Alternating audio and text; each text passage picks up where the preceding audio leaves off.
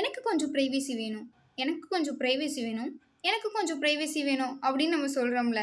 இப்படி நம்ம கேட்கக்கூடிய நம்மளுக்கு கொஞ்சம் ப்ரைவசி வேணுங்கிறது நம்மளுடைய அடிப்படை உரிமையா? ஆமாம்.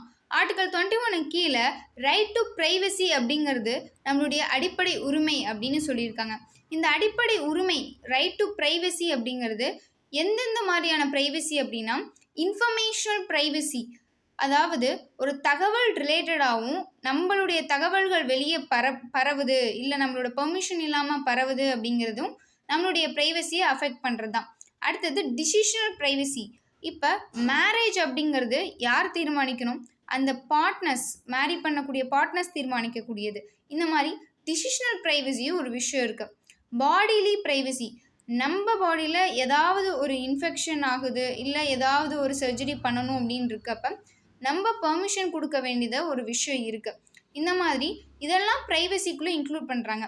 ஆனால் இந்த ப்ரைவசி வளர்ந்து வந்ததுக்கான அந்த ஸ்டேஜஸ் அப்படின்னு பார்த்தோம்னா, M P Sharma versus union of India, இந்த கேஸ்லால் ப்ரைவசி அப்படிங்கிறது ஒன்று இல்லவே இல்லை. முக்கியமாக அது வந்து சிஆர்பிசி கீழே ஒரு விஷயத்தை வந்து சர்ச் பண்ணுறப்பையோ, இல்லை அந்த அந்த பிரச்சனை நடந்த இடத்துல வந்து சீசர் அப்படின்னு சொல்லுவாங்க. அதாவது பொருட்களை வந்து கலெக்ட் பண்ணுற நேரத்துலையும் இந்த ரைட் டு ப்ரைவசி அப்படிங்கிறது கிடையவே கிடையாது அப்படின்னு சொல்கிறாங்க.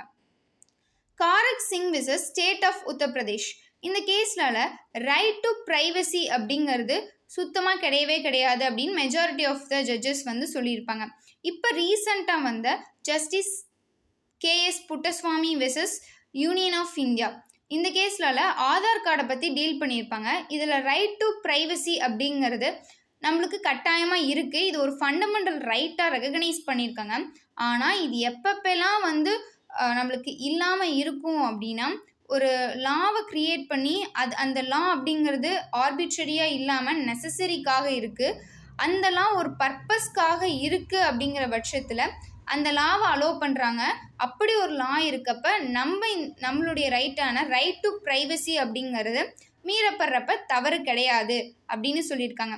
இந்த ஜட்ஜ்மெண்ட்டில் இன்னொன்று என்ன சொல்லியிருக்காங்கன்னா, ரைட் டு ப்ரைவசி அப்படிங்கிறது is a constitutional core of human dignity அப்படின்னு சொல்கிறாங்க. இதை தாண்டி இதே ஜட்ஜ்மெண்ட்டில் ரைட் டு ப்ரைவசி அப்படிங்கிறது நம்ம தனியாக வச்சு பார்க்கக்கூடிய ஒரு விஷயம். அந்த ரைட் டு ப்ரைவசி அப்படிங்கிறது ஒருத்திங்க அவங்கள பற்றின பாடிலி டிசிஷன்ஸ் எடுக்கிறதாகட்டும், இல்லை அவங்க லைஃப்பை பற்றின ஒரு டிசிஷன் எடுக்கிறதாகட்டும், இதுதான் ரைட் டு ப்ரைவசி அப்படின்னு சொல்கிறாங்க. தேங்க்யூ.